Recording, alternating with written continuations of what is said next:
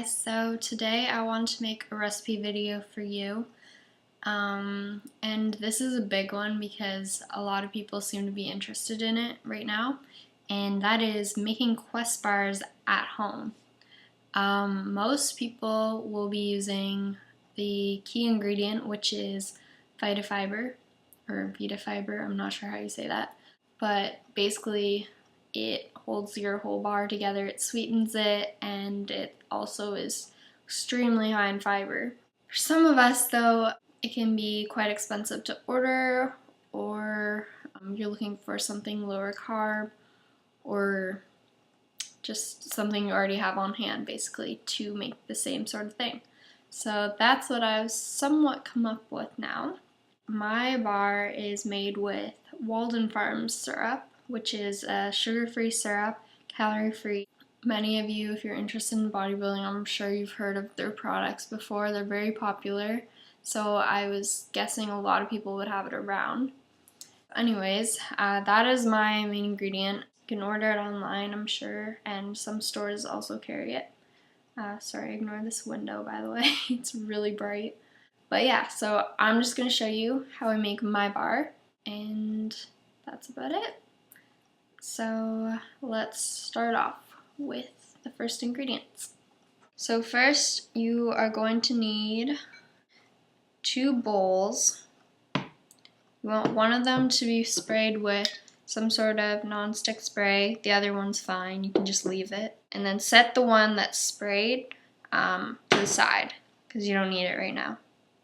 So first, we're just going to mix up the dry ingredients, which is 25 grams of cellucor whey. Well, you can use any whey. This is just one I prefer. I'd recommend using a blend over an isolate just because I've heard that it holds up better in these sort of protein bar recipes.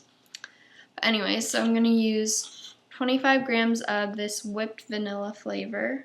By the way, today I am making a cookies and cream bar. You can make any flavor you want. This is just something I've wanted to make for a little bit, and I thought a lot of people like this kind, so we're going to try it out. So first off, I'm going to turn my scale on. Alright, so that's 25 grams.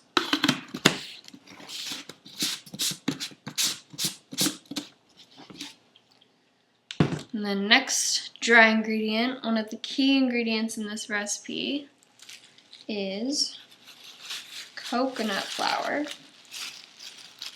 which is very high in fiber, so you could possibly substitute it, but you won't get as much flour in your recipe, and it also absorbs more than regular flours, so you'd need to use more of another flour, most likely, or less liquid. So for this you need 2 full tablespoons. Okay, and then after that you need 1 teaspoon of almond flour. You could possibly substitute this for oat flour or maybe even leave it out, I'm not sure. But I think it just adds a nice texture, and I'm pretty sure Quest Bars uses some sort of almond flour, almond something in all of their bars, because almonds seem to always be listed. So anyways, I'm using just a teaspoon of this almond flour.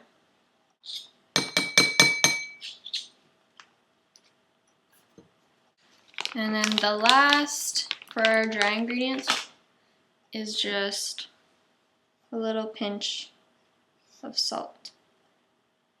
So now you can just mix that all up, and we will move on to our other ingredients.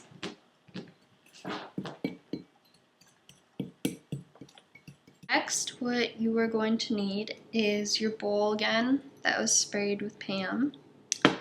And for this, we are going to pour in our syrup right here, which I do about 2 tablespoons per bar, maybe like heaping tablespoons slightly if you are not using any other wet ingredients, which I am not today.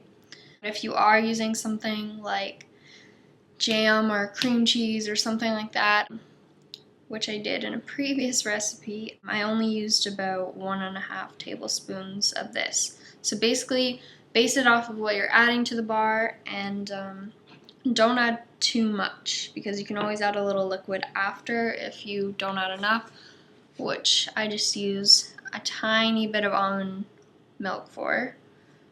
But you want the bar to be just crumbly, and then form the rest with your hands, because you want it to be as dry as possible, but so that it still sticks together. So anyways, let's measure this out.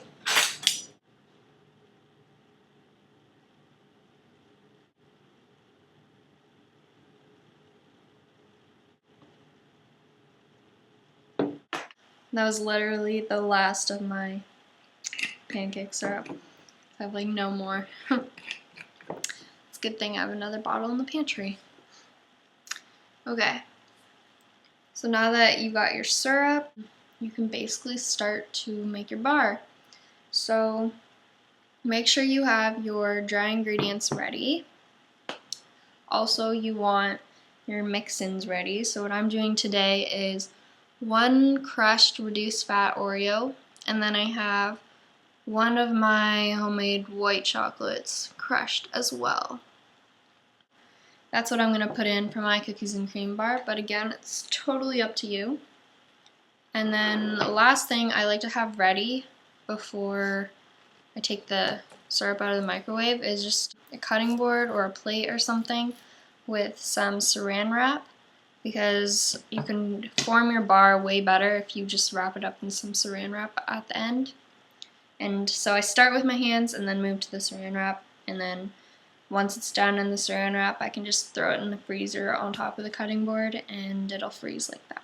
We're gonna put this in the microwave for about 30 seconds until it's just bubbling, and then we'll mix in our dry ingredients, mix in the mix-ins, and then we'll form the bar. So here we go. Okay, so our syrup's ready. We want to work kind of fast here. I'm going to stir in my dry ingredients. And just mix that with a spoon until it starts to get all sticky and crumbly and form into a ball.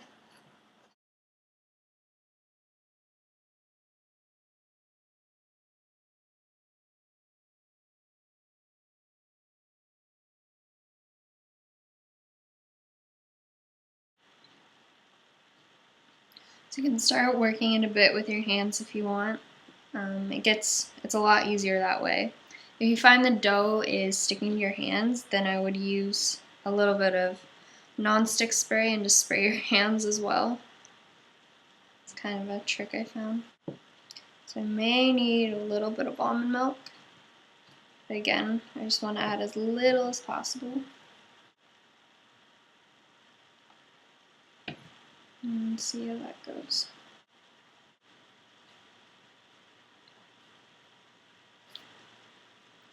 Okay, so when it starts to stick together like this, and it's forming a shape, you can either add your mix-ins now or add them when you have it on the saran wrap and kind of do it that way. I think I might have overdone the mix-ins this time a little bit too much, but we'll see.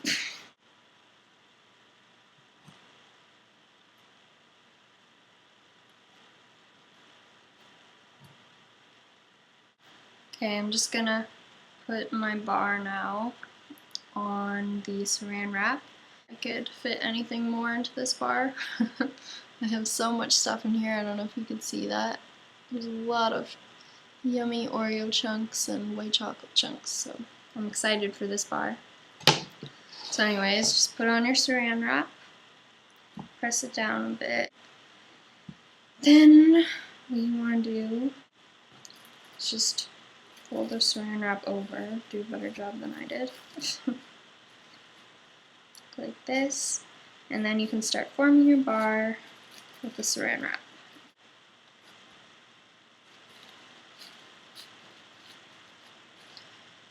So try and make as neat of a bar shape as possible. Doesn't have to be perfect, obviously.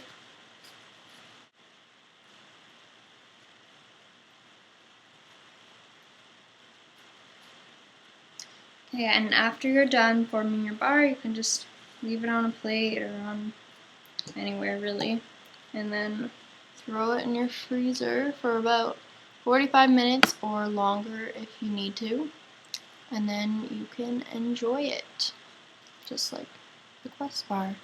I'm really excited for this flavor. I think it's gonna be really good.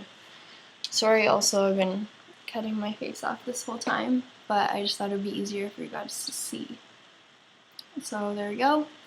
Hope you enjoyed this recipe, and please share your pictures of your bars or the flavors that you create if you do use this recipe, and let me know how it works out for you. And that's it. I'll see you guys in my next video. Bye. Forgot to give you guys a quick look at the final product. So here it is, all done out of the freezer. And it looks really good. It looks kind of like a Quest bar, maybe a little less perfect, but I bet it's going to taste great, and I'm excited to eat it. So again, that is the homemade Quest bar. Macros for this were about 9 fat, 25 carbs, and 24 grams of protein, and then 9 grams of fiber. And the higher carbs is only because of my add-in, same with the fat. So there you go.